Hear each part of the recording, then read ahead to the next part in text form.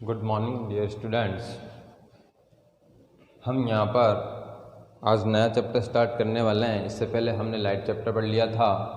Light chapter 10 जो है, यहाँ पर हमारे फिजिक्स के अंदर दो चैप्टर हो चुके हैं। इलेक्ट्रिसिटी, ठीक है, इलेक्ट्रिसिटी जो कि चैप्टर 12 है, और उसके बाद में लाइट जो कि हमारा चैप्टर 10 है। और केमिस्ट्री में हमारे चैप्टर 1 हो चुका है, केमिकल रिएक्शन एंड इक्वेशन, और यहाँ पर हम चैप्टर 4 केमिस्ट्री का ही है वो यहाँ पर स्टार्ट कर रहे हैं। ठीक है, तो ये चैप्टर हो गए। अब इनके बाद में हम यहाँ पर चैप्टर 4 स्टार्ट कर रहे हैं, जो कि क्या है, carbon and its compound. Carbon and it's compounds, ठीक है। यहाँ पर इस चैप्टर 4 का पार्ट फर्स्ट हम पढ़ रहे हैं।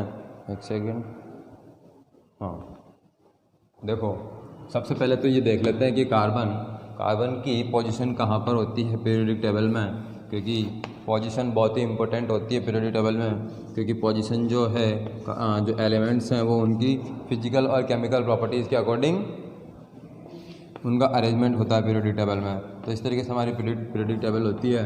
उसमें जो फर्स्ट कॉलम है उसमें बोरॉन होता है, और दूसरा कॉलम है जिसमें कार्बन होता है। और यहाँ पर फर्स्ट कॉलम में हाइड्रोजन और हीलियम होते हैं। यानी कि सेकंड रो में पी ब्लॉक के पहले कॉलम में ये जो है एस ब्लॉक है यहाँ तक, और ये जो है हमारा डी ब्लॉक है जिसमें सभी मेटल्स होती हैं, और ये हमारा पी ब्लॉक है, यहाँ तक इधर मेटल्स होती है, इधर नॉन मेटल्स होती हैं, और ये हमारा एफ ब्लॉक है। एफ ब्लॉक पीरियोडिक टेबल से बाहर होता है, ठीक है। तो ये जो पोजीशन है, ये याद रखें कि कार्बन की पोजीशन कहाँ पर होती है। अब जो कार्बन है उसकी थोड़ी सी स्टडी कर लेते हैं कि इसका जो एटॉमिक नंबर है, एटॉमिक नंबर को जेड से डिनोट करते हैं, वो 6 होता है। कितना होता है कार्बन का एटॉमिक नंबर? 6। और इसका जो इलेक्ट्रॉनिक कॉन्फ़िगरेशन है, इलेक्ट्रॉनिक कॉन्फ़िगरेशन क्या होता है? 2 4 होता है। क्यों होता है? क्योंकि हमारा जनरल होता है 2 8 8 18 32 32, ठीक है। तो यहाँ पर हमारे पास पहली सेल में हमने 2 इलेक्ट्रॉन भर लिए। क्या कर लिया? पहली सेल में 2 इलेक्ट्रॉन भर लिए, ठीक है। और दूसरी सेल में हमारे पास टोटल 6 इलेक्ट्रॉन्स थे। तो जितना एटॉमिक नंबर होता है, नंबर ऑफ़ इलेक्ट्रॉन्स भी उतने ही होते हैं, नंबर ऑफ़ प्रोटॉन्स भी उतने ही होते हैं, ठीक है।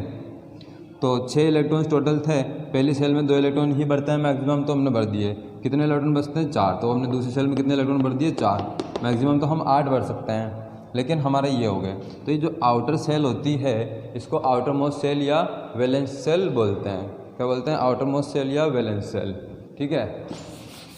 इसमें क्या होता है, आउटर मोस्ट सेल से ही कोई भी एटम जो है इलेक्ट्रॉन का लेन देन कर सकता है।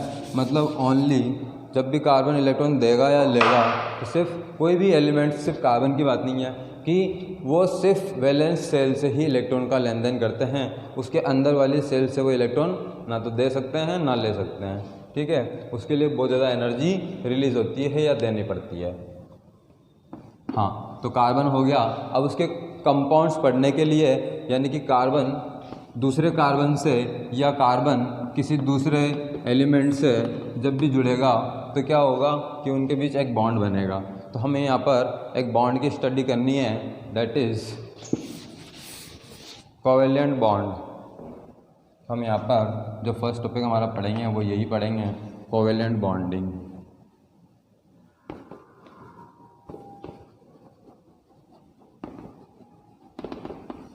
ठीक है।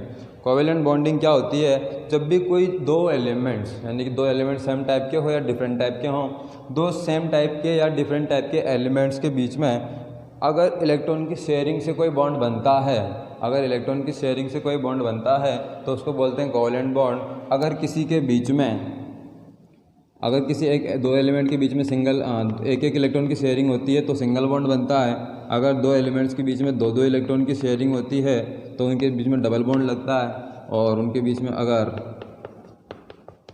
3 इलेक्ट्रॉन शेयर करते हैं दोनों, तो उनके बीच में क्या लगता है? ट्रिपल बॉन्ड लग जाता है। तो सिंगल, डबल और ट्रिपल कोवेलेंट बॉन्ड होते हैं। तो यहाँ पर कोवेलेंट बॉन्ड की डेफिनेशन क्या याद रखें कि जब भी कोई दो सेम टाइप के या डिफरेंट टाइप के जो एलिमेंट्स हैं उनके बीच में इलेक्ट्रॉन शेयरिंग से अगर बॉन्ड बनता है तो उसको बोलते हैं कोवेलेंट बॉन्ड। ठीक है, यहाँ पर लिख सकते हैं upon the bond which formed by sharing of electron pair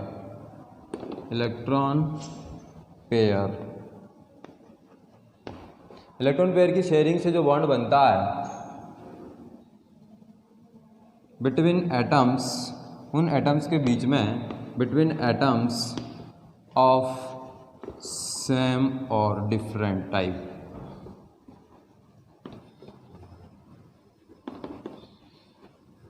ठीक है, तो ये सब चीज़ें तुम्हें पीडीएफ में मिल जाएगी कि क्या डेफिनेशन है। अब मैं कोवेलेंट बॉन्डिंग तुम्हें करवा के बताता हूँ, एग्जांपल्स बताता हूँ कि कार्बन किस किस से जुड़ता है, क्या क्या उसके कंपाउंड बनते हैं। अभी हम कार्बन की फिजिकल केमिकल प्रॉपर्टीज़ भी पढ़ेंगे, कार्बन कितने हैं एलिमेंट्स के साथ कंबाइंड होता है।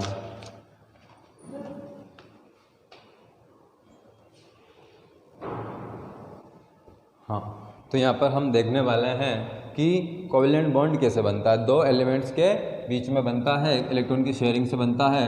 तो हम यहाँ पर कुछ एग्जांपल्स लिख लेंगे, एग्जांपल्स डिपिक्टिंग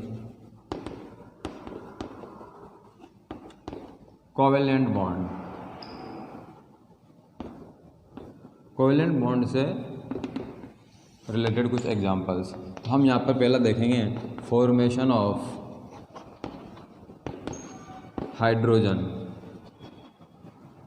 हाइड्रोजन मॉलिक्यूल। ठीक है, हाँ, तो देखें एक हाइड्रोजन होता है, उसका एटॉमिक नंबर 1 होता है, तो उसके पास इलेक्ट्रॉन भी कितना होता है, 1 होता है। इलेक्ट्रॉन क्या करेंगे हम यहाँ पे क्रॉस से शो कर देंगे। ठीक है, अब एक और सेम टाइप का ही एलिमेंट आ जाता है, मतलब हाइड्रोजन ही आ जाता है एक इलेक्ट्रॉन के साथ। तो क्या होता है कि ये दोनों भी कंबाइन हो जाते हैं, और कंबाइन होने के बाद क्या बनाते हैं, अपना एक एक इलेक्ट्रॉन जो है वो शेयर कर देते हैं। ठीक है, तो ये शेयरिंग वाला जो पार्ट है, शेयर्ड जो इलेक्ट्रॉन्स हैं, ये अब इस हाइड्रोजन के भी हैं और इस हाइड्रोजन के भी हैं। तो दोनों के क्या हो जाते हैं, अपने सेल में कंप्लीट इलेक्ट्रॉन हो जाते हैं, तो वो क्या हो जाते हैं, स्टेबल हो जाते हैं। स्टेबल होने से इस तरीके से उनके बीच में बॉन्ड बन जाता है, जिसको हम H2 बोलते हैं, H2 मॉलिक्यूल्स। ठीक है, इसके बाद में हम और भी एग्जाम्पल्स पढ़ेंगे। तो हम यहाँ पर देखें फॉर्मेशन ऑफ नाइट्रोजन। हाँ, देखें ध्यान से, नाइट्रोजन के इलेक्ट्रॉन उसका एटॉमिक नंबर जो है नाइट्रोजन का वो 7 होता है। कितना होता है, 7। तो उसका इलेक्ट्रॉनिक कॉन्फ़िगरेशन कितना होगा, हो जाएगा 2,5। तो आउटर सेल में कितने इलेक्ट्रॉन है, 5। ठीक है, तो एक नाइट्रोजन आया, उसके पास 5 इलेक्ट्रॉन्स थे। ठीक है, दूसरा नाइट्रोजन आया, उसके पास भी आउटर सेल में 5 इलेक्ट्रॉन्स थे। तो उनके पास आउटर सेल में 5 इलेक्ट्रॉन है और वो अपना ऑक्टेट कंप्लीट करने के लिए 3 इलेक्ट्रॉन की उनको नीड है। तो 3 इलेक्ट्रॉन क्या होंगे, वो 3 इलेक्ट्रॉन की शेयरिंग करेंगे। 3 इलेक्ट्रॉन की शेयरिंग करने से क्या होगा, देखो ये जो इसके पास 2 इलेक्ट्रॉन पहले से थे और इसके पास भी 2 इलेक्ट्रॉन पहले से थे, तो 2 इलेक्ट्रॉन तो पहले वाले और शेयरिंग से मिलेंगे उसको 6 इलेक्ट्रॉन। तो इसके पास कितने हो जाएंगे, इसका ऑक्टेट कंप्लीट हो जाएगा, इसके पास पूरे 8 इलेक्ट्रॉन हो जाएंगे और इसके पास भी पूरे 8 इलेक्ट्रॉन हो जाएंगे। और 3 इलेक्ट्रॉन की शेयरिंग की वजह से इनके बीच में ट्रिपल बॉन्ड बन जाएगा। ठीक है, तो ये हो गया नाइट्रोजन मॉलिक्यूल। ट्रिपल बॉन्डिंग होती है नाइट्रोजन के बीच में।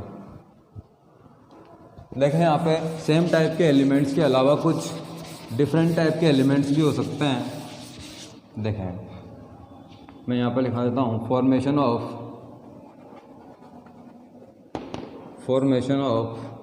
H2O। तो इसमें एक हाइड्रोजन की बात करेंगे, एक ऑक्सीजन की बात करेंगे। हाइड्रोजन का एटॉमिक नंबर 1 होता है, ऑक्सीजन का एटॉमिक नंबर जो है वो 8 होता है। इसका इलेक्ट्रॉनिक कॉन्फ़िगरेशन तो क्या हो जाएगा, 1 ही हो जाएगा, इसके पास एक ही इलेक्ट्रॉन है। और इसकी आउटर सेल कौन होगी, तो इसकी पहली सेल में तो 2 इलेक्ट्रॉन होंगे और दूसरी सेल में कितने इलेक्ट्रॉन होंगे, 6 इलेक्ट्रॉन होंगे। ठीक है, H2O में क्या है कि 2 हाइड्रोजन आएंगे और एक ऑक्सीजन आएगा। तो हमने क्या किया, एक ऑक्सीजन लिया, उसके आउटर सेल में 6 इलेक्ट्रॉन हैं, तो हमने 6 इलेक्ट्रॉन्स इस तरीके से बना दिया। ठीक है, यहाँ पर एक हाइड्रोजन बना दिया जिसके पास एक इलेक्ट्रॉन है, यहाँ पे इसके पास 6 इलेक्ट्रॉन है और इसके पास एक हाइड्रोजन है, इसके पास भी एक इलेक्ट्रॉन है। तो जब ये जुड़ते हैं, देखो ये क्या करते हैं, एक एक इलेक्ट्रॉन की शेयरिंग करते हैं। ये ऑक्सीजन को 2 इलेक्ट्रॉन की ज़रूरत है, तो ये 2 इलेक्ट्रॉन शेयर करेगा तो इसको 4 मिलेंगे। ठीक है, तो ये एक इसके साथ करेगा और एक इसके साथ करेगा। हाइड्रोजन को एक ही इलेक्ट्रॉन की ज़रूरत है, इस हाइड्रोजन को भी एक इलेक्ट्रॉन की ज़रूरत है, तो इसके साथ एक इलेक्ट्रॉन शेयर कर रहा है और इसको ये भी एक साथ शेयर कर रहा है। तो देखो इधर ये ऑक्सीजन है, इसने एक इलेक्ट्रॉन यहाँ पर शेयर कर दिया किसके साथ, हाइड्रोजन के साथ। यहाँ पे एक इलेक्ट्रॉन शेयर कर दिया इस हाइड्रोजन के साथ, तो हाइड्रोजन के हो गए पूरे 2। ठीक है, इस ऑक्सीजन ने यहाँ पे भी एक इलेक्ट्रॉन शेयर कर दिया इस हाइड्रोजन के साथ, इस हाइड्रोजन का एक इलेक्ट्रॉन, इस ऑक्सीजन का एक इलेक्ट्रॉन, तो इस हाइड्रोजन के भी हो गए पूरे 2 इलेक्ट्रॉन। इस ऑक्सीजन के पास टोटल कितने इलेक्ट्रॉन थे, 6। एक इसके साथ शेयर कर लिया, एक उसके साथ शेयर कर लिया, अब कितने बचेंगे, 4। तो 4 इलेक्ट्रॉन तो इस हाइड्रोजन ऑक्सीजन के पास ये हो गए खुद के, और 2 इधर शेयरिंग की थी तो 2 इधर से मिलेंगे, 2 इधर से मिलेंगे, तो इसके हो गए अपने पूरे 8 इलेक्ट्रॉन। ठीक है, इसके कितने हो गए, पूरे 8 इलेक्ट्रॉन। तो क्या आप यहाँ पर कैसे बॉन्डिंग बनेगी, एक एक इलेक्ट्रॉन शेयर किया तो सिंगल बॉन्ड, यहाँ पर भी एक एक इलेक्ट्रॉन शेयर किया तो सिंगल बॉन्ड, तो H single bond O single bond H। ठीक है, तो इसको अपन क्या लिख देते हैं, H2O लिख देते हैं। तो ये हो गया हमारे फॉर्मेशन ऑफ H2O। इस तरीके से हम एक और देख लेते हैं, फॉर्मेशन ऑफ मीथेन गैस।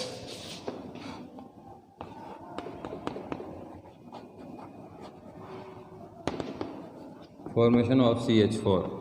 तो देखिए CH4 में एक कार्बन होंगे, 4 हाइड्रोजन आएंगे, तो हमने क्या किया, यहाँ पर एक कार्बन बना दिया और 4 हाइड्रोजन बना दिए। तो देखें ध्यान से, क्या है, जो कार्बन है उसका एटॉमिक नंबर 6 होता है, इलेक्ट्रॉनिक कॉन्फ़िगरेशन 2-4 होता है। याद रखें, इस चैप्टर में तो कार्बन के बारे में हमेशा याद ही रखना है। क्यों याद नहीं रखना है, मतलब मैं ये बोलना चाह रहा हूँ कि इसके ये तो फिक्स है कि एटॉमिक नंबर 6 है और इलेक्ट्रॉनिक कॉन्फ़िगरेशन 2-4 है, तो वो तुम्हें जनरली याद रह जाएगा आराम से। तो ये क्या होगा कि 4 उसके पास आउटर शेल में इलेक्ट्रॉन है, तो उसके 4 इलेक्ट्रॉन हमने इसके पास बना दिए। हाइड्रोजन के पास एक इलेक्ट्रॉन होता है, तो सबके पास कितना है, एक एक इलेक्ट्रॉन हो गया ये। ठीक है, अब क्या होगा कि जब इनके बीच में कॉम्बिनेशन होगा तो क्या करेंगे कि ये कार्बन इसके साथ एक इलेक्ट्रॉन शेयर करेगा, तो ये इलेक्ट्रॉन और ये इलेक्ट्रॉन यहाँ पर शेयर कर दिए इन्होंने। ठीक है, इन दोनों के बीच में भी क्या हो गया, एक एक इलेक्ट्रॉन की शेयरिंग हो गई। इन दोनों के भी एक एक इलेक्ट्रॉन की शेयरिंग यहाँ कर दो और इन दोनों की यहाँ कर दो। तो उसके बाद में क्या होगा कि ये जो 2 इलेक्ट्रॉन हैं, अब वो इस कार्बन के भी हैं, इसके भी हैं। ये 2 इलेक्ट्रॉन इस कार्बन के भी हैं, इसके भी हैं। ये 2 इलेक्ट्रॉन इस हाइड्रोजन के भी हैं और इसके भी हैं, और ये 2 इलेक्ट्रॉन इन दोनों के भी हैं। तो इस कार्बन के पास 2-2 चलो कितने हो गए, टोटल 8 इलेक्ट्रॉन हो गए, और इनके पास कितने हो गए, 2-2 इलेक्ट्रॉन हो गए। तो यहाँ पर इस तरीके से दोबारा बना लो तुम, इन दोनों की शेयरिंग ये हो गई, यहाँ पर ये हो गई इन दोनों की शेयरिंग, इन दोनों की शेयरिंग यहाँ कर दी और इन दोनों की शेयरिंग यहाँ हो गई। तो ये हाइड्रोजन के सबके 2-2 इलेक्ट्रॉन कंप्लीट कर दो और कार्बन के पूरे 8 इलेक्ट्रॉन कंप्लीट कर दो। तो यहाँ पर किस तरीके से बन जाएगी बॉन्डिंग, एक कार्बन से 4 हाइड्रोजन जुड़ते हैं। ठीक है, क्या हो गया, ये CH4 मॉलिक्यूल का फॉर्मेशन हो गया। अब तुम कुछ लिख लो जो तुम्हें लिखना है, तुम्हें करने हैं। हमने यहाँ पर H2 का कर लिया, Cl2 का तुम्हें करना है, O2 का कर लिया, N2 का तुम्हें करना है, सॉरी N2 का कर लिया, O2 का तुम्हें करना है। उसके अलावा तुम्हें CO2 का करना है, H2O का हमने कर लिया, CH4 का हमने कर लिया, NH3 का तुम्हें करना है। ठीक है, तो ये सभी तुम्हें आने चाहिए, इसमें कुछ मैंने करा दिए हैं, कुछ तुम्हें करने हैं, और ये सभी तुम्हें आने चाहिए। तो ध्यान रखें, ये है हमारी कोवैलेंट बॉन्डिंग, और हमें अभी कार्बन के बारे में और उसके कंपाउंड्स के बारे में बहुत कुछ पढ़ना है। अभी हम जो कार्बन है वो सबसे ज़्यादा मॉलिक्यूल हाइड्रोजन के साथ बनाता है, लाखों मॉलिक्यूल्स बनाता है, उनको बोलते हैं हाइड्रोकार्बन। हाइड्रोकार्बन क्या होते हैं, ऐसे मॉलिक्यूल्स जिनके बीच में सिर्फ हाइड्रोजन और कार्बन ही होता है, जिनमें सिर्फ हाइड्रोजन या कार्बन नहीं होता है। जैसे CH4, तो ये क्या है, हाइड्रोकार्बन है। तो कार्बन जो है हाइड्रोजन के साथ बहुत सारे मॉलिक्यूल बनाता है, तो वो सभी मॉलिक्यूल्स हमें पढ़ना है और इस टाइप की केमिस्ट्री को ऑर्गेनिक केमिस्ट्री बोलते हैं।